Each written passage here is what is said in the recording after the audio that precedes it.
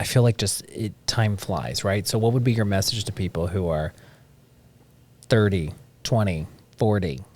Soak up every minute of the day and just enjoy it, because it does. I think when you turn 50, you kind of say, oh, I'm 50. I'm half a century old. But then when you turn 60, it hits you a little bit more. But I think when you get around 65 and 70, you start to think about your mortality and how fast life progresses, and the things that maybe you should have done or you should have said.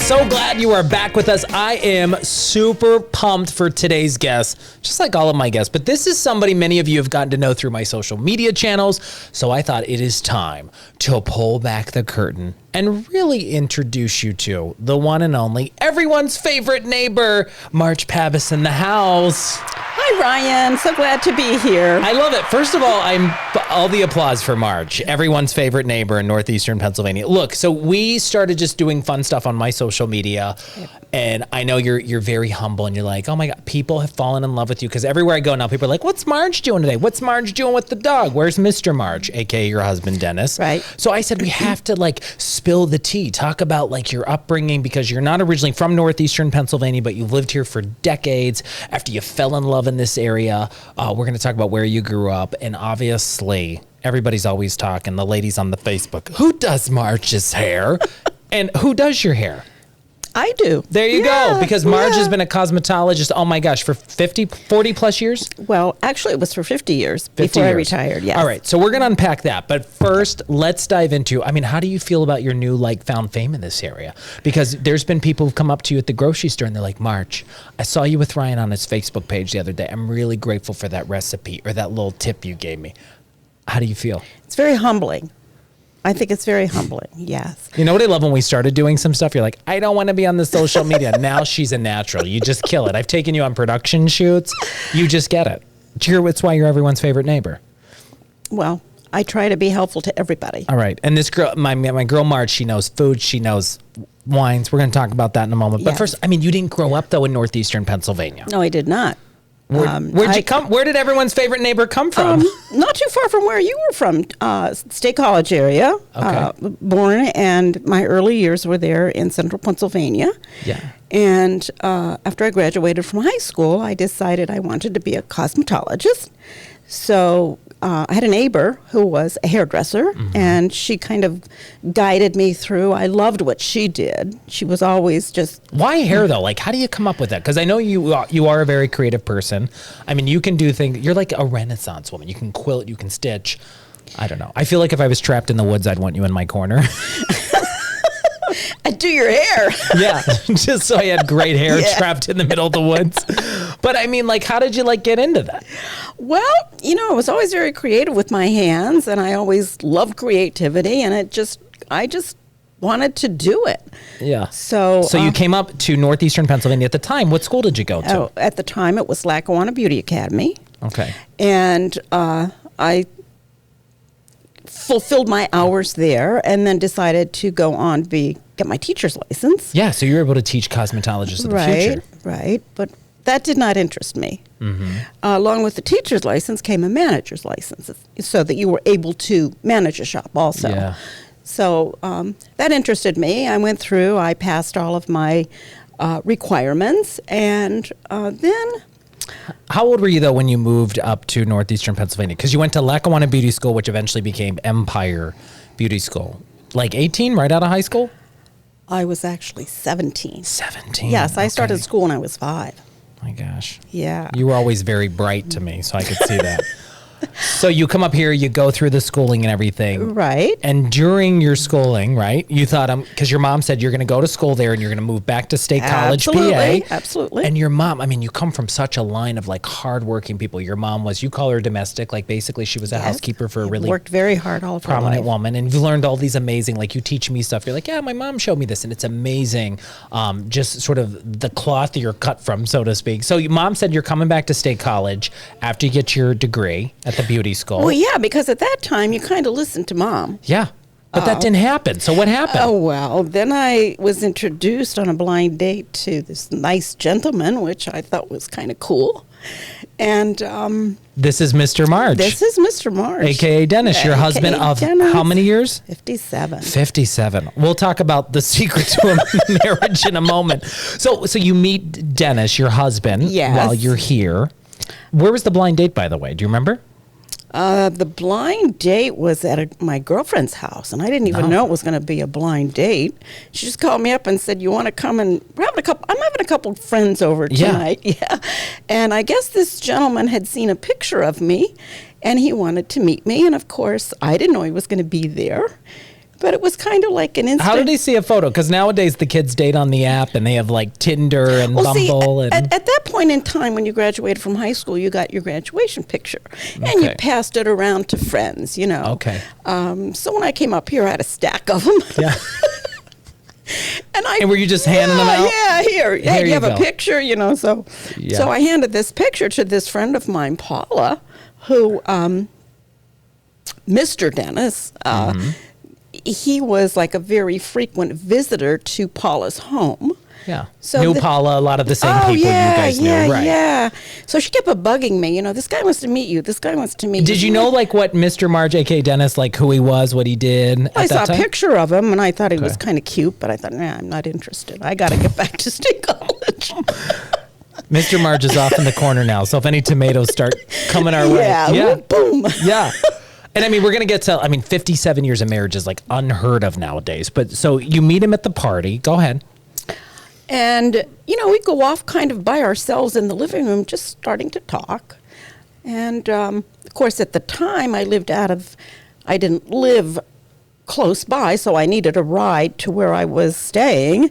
And, of course, on the way up, he said to me, would it be okay if I called you? And so he picked you up for the party? No.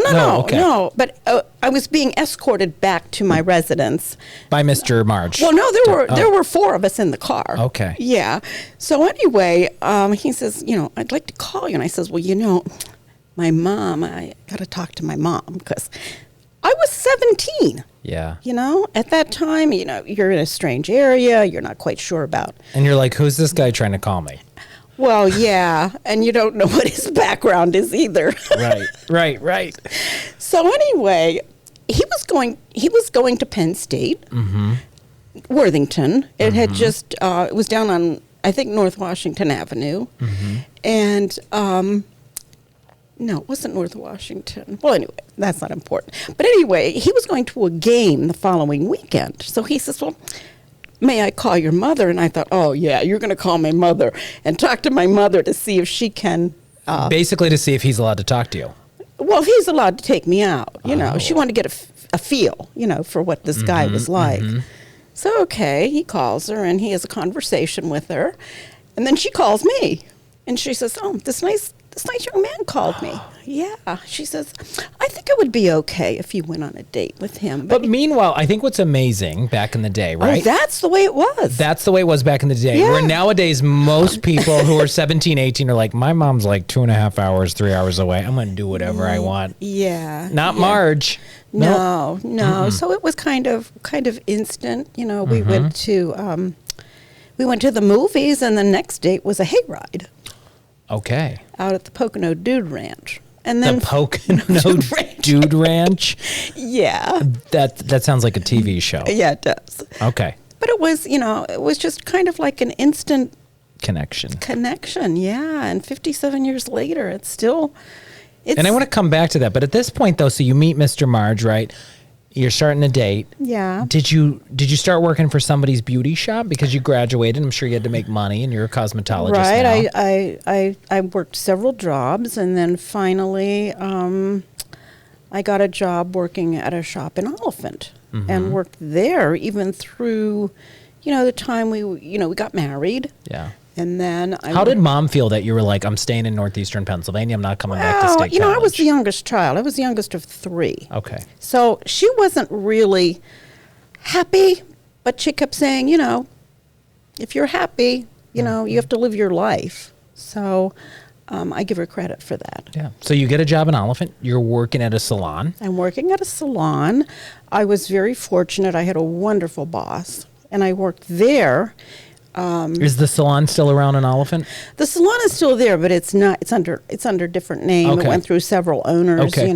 This gentleman passed away, but he was wonderful. He was great because when you get out into the workforce, it's almost like you're like with any job. You have to learn, and if you have questions about colors, cutting, whatever, he was always there to be a great support for you. So I worked for him until then. Our son was born. We get married. We have one child, and he's ready to go off to school. And I did not want him to be a latchkey child. Right. This is so you and Dennis get married. This is Mr. Marge. What year?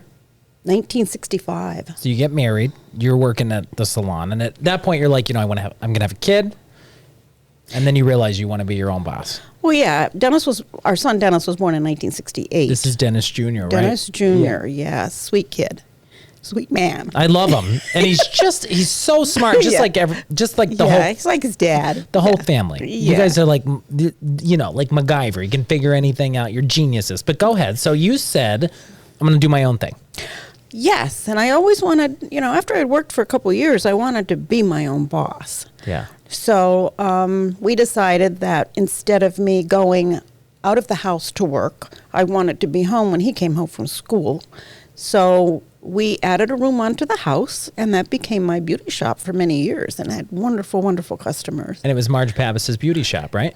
Marjorie Pabis Beauty Shop, yeah. And how many years, you said? Oh, probably close to 40-some, because then we were making a move. Dennis had graduated from college, and he had gone to Texas to live, and we were kind of deciding what we wanted to do. Do we want to stay in the area? Do we want to go out and buy a home closer to central Pennsylvania where I was raised? But then the decision came that we would move to a townhouse. Right. And that's what we did. But then that meant closing the shop. Yeah. Because I was, it was an in-home business. But you were ready to retire, right, after that long? No, not really. Not Okay. really, because I still had the desire to keep working. Wow. And then I found this lovely woman who I worked for about 7 years. And then after 50 years, I decided to hang up the brush, the hair dryer, the curling iron, and the whole works. Even though you say that, I know you still occasionally work with that amazing woman you said who you worked with after you left your own shop. Yeah. Miss Lisa, we'll just call her. She's phenomenal. Yes, she is. She's a wonderful person. Right. But you help around the holidays and other stuff. But Yes. I mean, just learning and going through that process, right? I'm still amazed at the other stuff. I feel like you're like the Swiss Army knife of a person. Like you just know like hair, wine, food, quilt. Like I don't know. I feel like if you don't know a solution to a problem, there's no solution. Like you're so smart. You're like you can fix anything. Well, I think when you decide to, And I feel like that's your upbringing, right?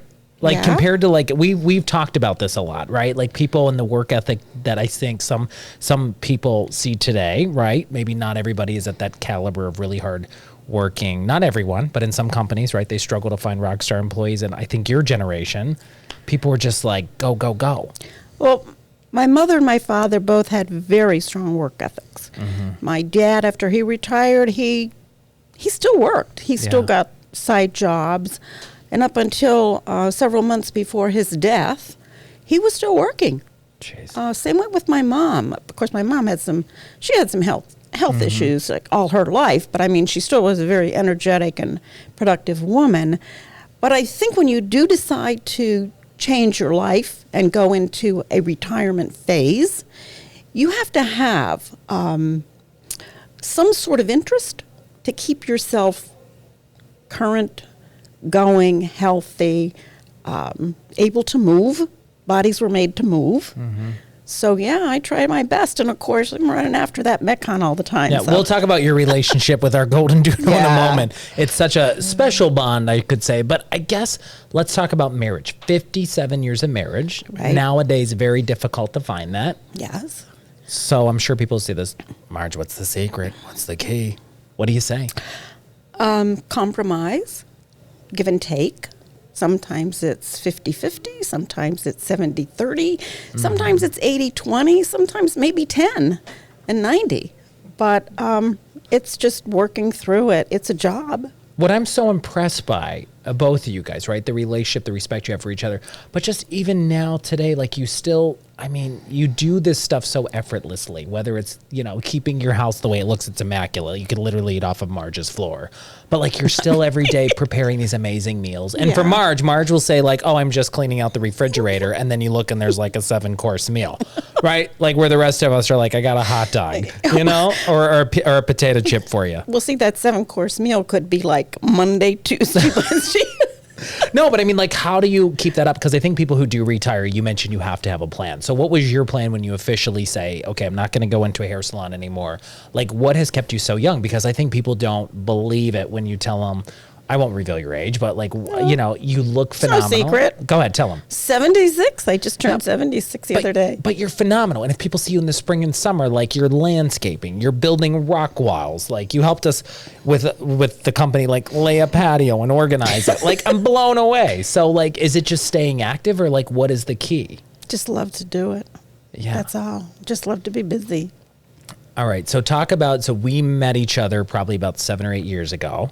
Right. And I'll never It forget. was instant. Yeah. It was instant love. Well, tell the Yeah. story though first, because before you and I met, you met my dog, which is now like our community dog, Metcon. Well, yes, our because golden doodle. the unit next of us went up for sale. Yeah. And it was on the market for a while. And then one day, somebody said, you know, the unit has been sold.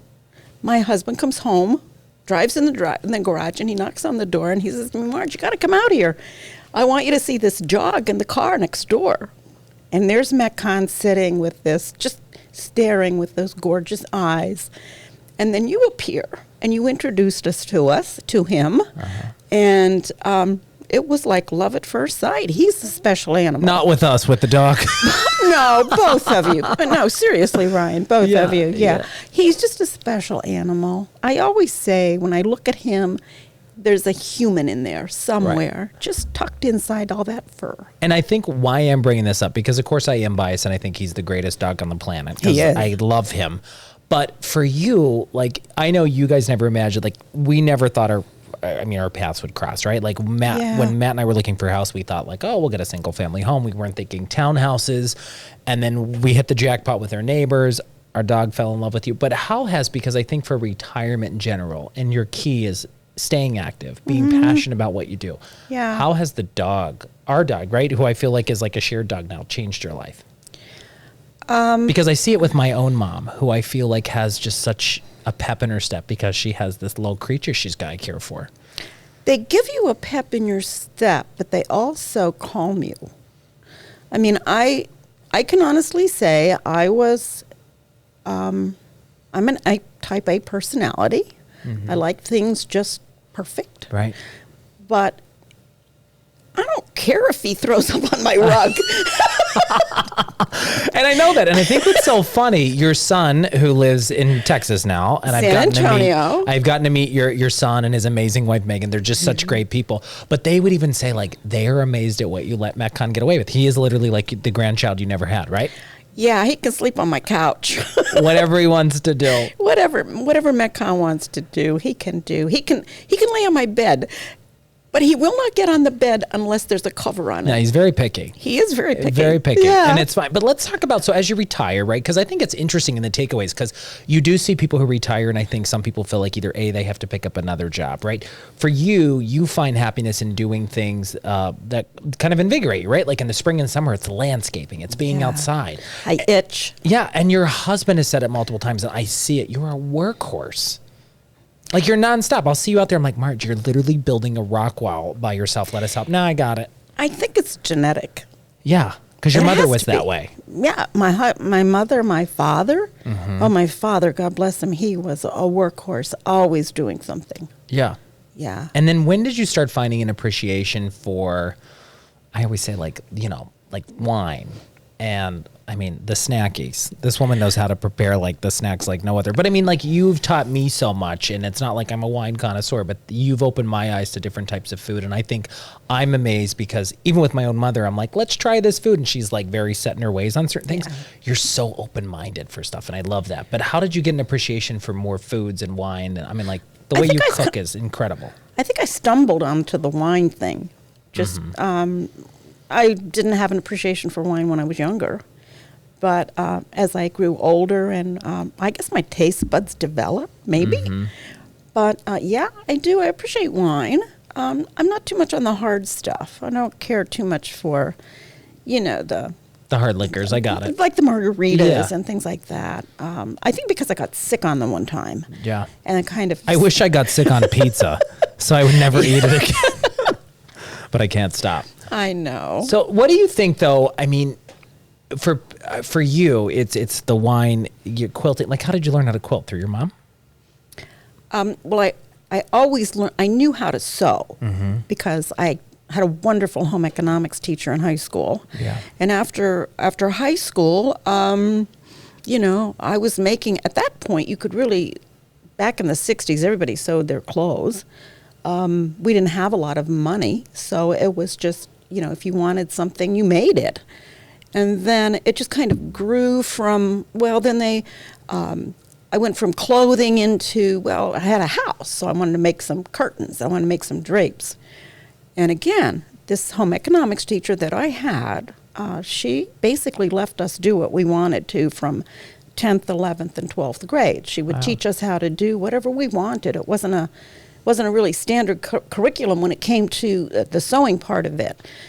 So that's how I just started with the sewing. And of course, I told you, when we were younger, we always had our hands doing something with either embroidery or yarn, whatever. And then the quilting came through my sister. She took a class, and I saw what she was doing, and then she taught me, and then it just kind of progressed from one thing to another. And it's just... I only brought that up because I feel like today it's a lost art. Like I feel like with so many distractions and social media and streaming and Netflix and binge watching TV, nobody's doing that anymore. Well, no, and I'm in the process now of going through my what we call fabric stash. Okay. Which it's probably like fabric hoarding. Okay, so that's like your little thing. Yeah, I have a closet upstairs that it's like all the fabric. It's my fabric hoarding closet. Are you amazed, though, I think in this generation, like what surprises you about today's generation is that they don't have, I feel like not a lot of people have an interest in that. It's really an important thing, but like, I don't know how to sew a button on. I don't know. Like what amazes you, I guess, about today's culture or excites you or disappoints you? I think I'm probably more disappointed that there's not the appreciation for just the little things in life. Yeah. Learning how to just do simple things. Just learn how to sew on a button. Yeah. Learn how to hem a pair. That'll be my lesson this weekend. She's like, I'm disappointed in you. I'm going to need you to sew this button on.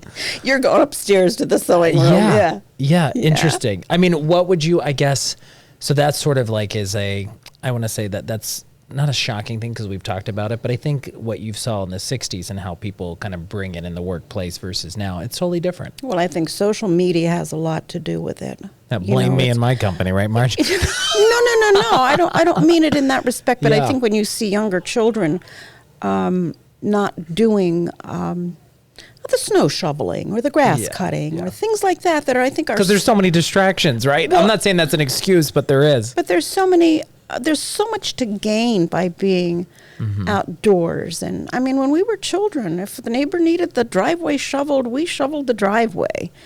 You know, we weren't shy about going across the street with the lawnmower and maybe cutting the elderly couple's grass because they were too old to do it. Right. It was just, and we weren't paid for it. Yeah. We did it just because we wanted to. I remember I had an older couple who lived across the alley from me, and every morning before I would go to school, I would go over and they would have a cup of coffee for me. And I think about that so many times, how sweet they were. Yeah. But at the time, I didn't appreciate it as being that sweet. But as I grew older and I look back on it, God, that was wonderful. And I think you and I have had this chat. So you said you're 76 now? Yes. I feel like time flies, right? So what would be your message to people who are 30, 20, 40? Soak up every minute of the day and just enjoy it, because it does. I think when you turn 50, you kind of say, oh, I'm 50. I'm half a century old. But then when you turn 60, it hits you a little bit more. But I think when you get around 65 and 70, you start to think about your mortality and how fast life progresses and the things that maybe you should have done or you should have said you didn't do. Is there anything you want to do? Is there anything They've done I want to yet? do? Go somewhere, a certain place? No, because I'm very content where I am. I got my cut. Yeah, you got the golden doodle. That's all you need. I have the golden parachute. Right. I got the doodle. So the question I have to ask you, because people have brought it up before, and you're very open about your age. Like, so what's your skincare routine? Because you look phenomenal. Tell everybody Marge's secret. Walk me through the beauty regimen at night or in the morning. Well, and it's just a cleanse and then a moisturizer. And what's your go-to moisturizer? I like Josie Marin. And you get that off of QVC, you said? I do, yeah. You love yeah. QVC is like my version of Amazon Prime. Uh-huh. You order it a lot. Well, sometimes. Well, I think probably over the last year I kind of kicked it back a little bit. Okay. Did Yeah. Mr. Marge tell you need to dial it back? Well, hey, Marge, what's the balance on that account? Yeah, yeah. So I guess the thing is too, because I look at you and you're just like, I always say you're everyone's favorite neighbor. You're amazing not only an amazing friend, but just you're the friend I never realized I was ever going to meet or knew I needed. Yeah. And I feel that way. But I guess for you, like thinking of all of your talents and your amazing cooking skills, what's your like favorite dish to make? Because I'm always amazed when I walk in your house and you're like, oh, I just whipped up this quilt today for a friend. And I'm like, whipped up a quilt, right? Or your Dennis, your husband, is like, hey, I just built a car from scratch. And I'm like, I can barely change a tire. Well, most of those quilts now go for charity. Which I love that. I love that. Yeah, I have a wonderful person who takes them and she quilts them and sends them off to people who need them. Yeah. So. But favorite food, dish to make? Like, what do you love? And is cooking for you like therapeutic? Not anymore. No. No, sometimes it's a chore. Yeah. I loved it when I was younger, but at that time I was cooking for a family, and now it's cooking for two. So what happens is Dennis Or says, 3 if I stop over. Dennis says to me, oh, that again? And you're like, you don't like I think we had it. that yesterday, Yeah. and I think we had it the day before. Yeah. My favorite thing, I don't know. I love chicken divan. Okay. That's probably one of my favorite dishes. Favorite wine? And you can say favorite winemaker too. What's your favorite wine? Blue Ridge. Blue Ridge Winery in the Poconos. It's Saylorsburg in the Okay. Poconos. Terroir white. Okay. Delicious. Which you got me hooked on. I'm like a sweet guy. So I Yeah. like my wine to taste like Kool-Aid. Yeah, and it does. Yeah, it really does. Any final thoughts before we wrap this up? I think it's great because people are always like, I need to see more of Marge. I need to get to know everyone's favorite neighbor. Any other thoughts that you wanted to share today? Be honest, were you ever creeped out when people walk up to you in the grocery store like, Marge, I have a question. You're like, I'm sorry, have we met? No, but I like I said before, I'm humbled. Yeah. I'm really humbled by it. But what was that last question? No, she's already over it. She checked out. It's called dementia. No.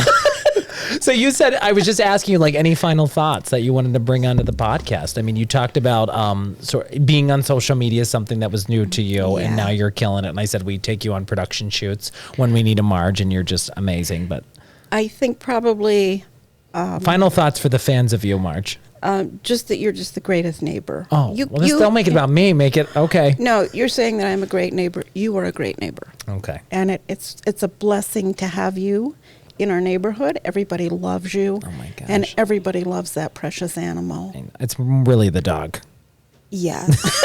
And then they're like, okay, we'll let Leckey in too. Because I meet up with people and they want to know, where are you? Did you move out of the area? Yeah. And I'm still here. I know. Some people thought I like jetted to Florida and I'm not here anymore. Or a lot of people thought I was just sitting on your back patio eating bonbons with you all day.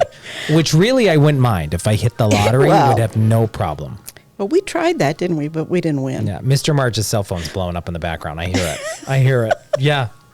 Anyway, thank you so much for chilling out with me and being a part of this video podcast. Well, thank you for inviting me, and I hope I've done a good job. We love you. We love Marge. I love you, Ryan. You're just the best. And next time, maybe the Golden Doodle can join us. Oh, wouldn't that be I don't think he would say much, though. He'd just sit here. Yeah, with his best friend. Yes, and his best dad. Oh, my gosh. Hey, it's everybody's favorite neighbor, Marge Pabis. Thank you so much for being here today. Really appreciate it. And thank you for being here, too. Catch you soon.